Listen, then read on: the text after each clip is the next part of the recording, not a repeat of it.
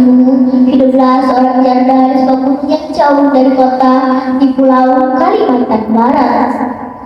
Janda itu hidup bersama seorang putri berwajah cantik bernama Darmi.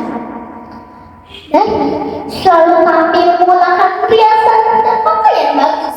Darmi tidak pernah puas memiliki wajah cantik. Dia juga ingin menjadi orang yang kaya.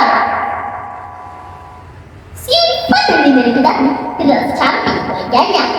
Ia adalah gadis yang pemalas dan juga manja. Hampir setiap hari Darmi hanya bermalas-malasan dan tidak pernah sekalipun membantu ibunya. Darmi memiliki watak yang sombong, angkuh, manja demi menjaga kecantikan yang agak tidak berubah. Keseharian Darmi hanya diisi dengan mandi, bersisir rambut, bersaleh, dan berdiam diri di rumah. Ibu Darmi seringkali mengajak Darmi untuk bekerja di sawah, tetapi Darmi terus menolak ajakan dari sang ibu.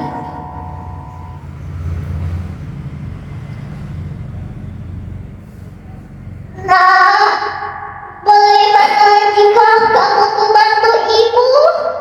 Ibu butuh bantuan. Ajak sang ibu. Hah? Bekerja di ladang? Ibu tahu, ladang itu kan kotor. Nanti kuku aku yang cantik ini udah gak cantik lagi. Terkena lumpur, tahu? Teriak Darmi.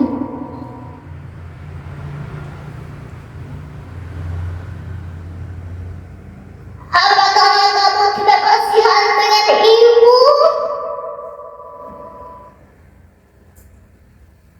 Pekerjaan di ladang itu hanya cocok untuk ibu. Aku tidak bisa bekerja di tempat kotor.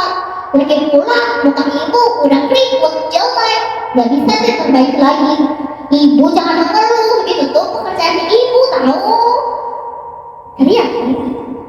Walaupun tidak dibantu oleh sang anak, ibu tetap rajin untuk bekerja ke ladang. Suatu hari, Darmi dan ibunya hendak pergi bersama ke pasar. Namun, ia meminta kepada ibunya untuk berjalan di belakangnya. Hei ibu, aku tidak mau berjalan di sampingmu. Kamu harus berjalan di belakangku, kata Darmi. Mendengar ungkapan itu, ibu Darmi sangat sedih sambil mengeluh keinginan Darmi. Penampilan Darmi dan ibunya memang sangat berbeda. Darmi terlihat sangat cantik dengan gaunnya yang cantik, sedangkan ibu terlihat sangat tua dengan gaunnya yang sederhana. Dalam perjalanan pasar, anak-anak menyapa Darmi yang cantik itu dan bertanya siapa wanita di belakangnya. Hei Darmi, siapa wanita di belakangmu? Apakah itu ibumu? Tanya salah satu warga. Hah? Apakah kamu? Ya ibuku.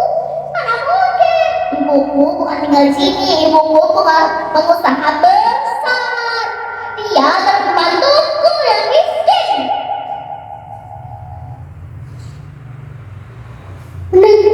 Ibu Darmi sangat sedih, tetapi dia tidak bisa berbuat apa-apa.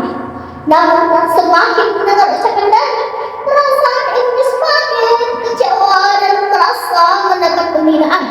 Akhirnya dia memberanikan diri untuk menegur putri semata lainnya itu.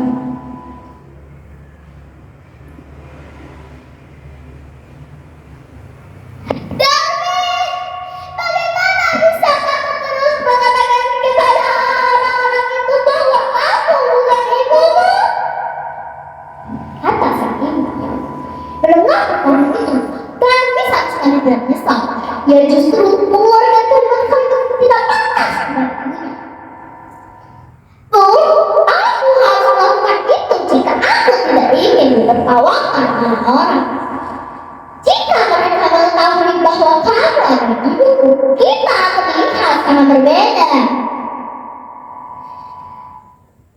Ibu Darmi sudah tidak dapat lagi menahan perasaan anaknya, dia bermarah kepada Tanti. Karena tidak menghormatinya akibat dia mati. Cukup Tari, kamu telah menyakitiku begitu dalam sehingga aku tidak tahan lagi. Siapapun dan apapun aku, kamu harus menghormatiku karena aku adalah ibumu. Dengan rasa kecewa dan sakit hati, Ibu Darmi memohon ampun kepada Tuhan untuk menghukum anak perempuannya itu. Ibu Darmi berdoa dan mengatakan,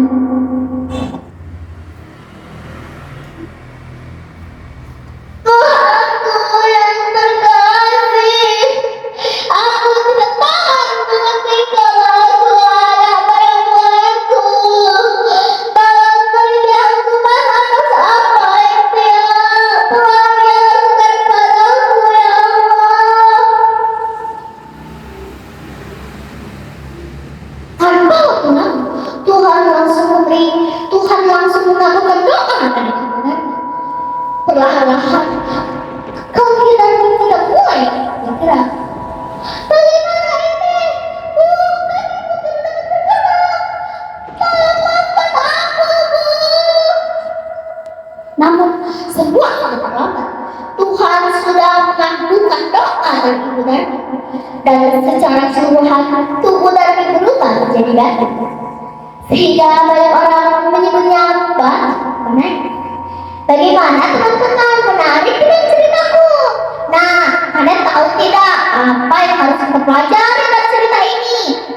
Sini aku sebutin pesan moral dari cerita Rakyat Batu Nice adalah: pertama, untuk senantiasa berbakti dan patuh kepada orang tua terutama ibu.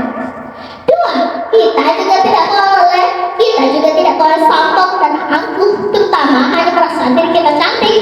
Kita harus ingat bahwa kita akan keluar seperti sang ibu. Tiga, jangan lupa untuk sentiasa memperlakukan semua orang dengan adil tanpa memandang penampilan.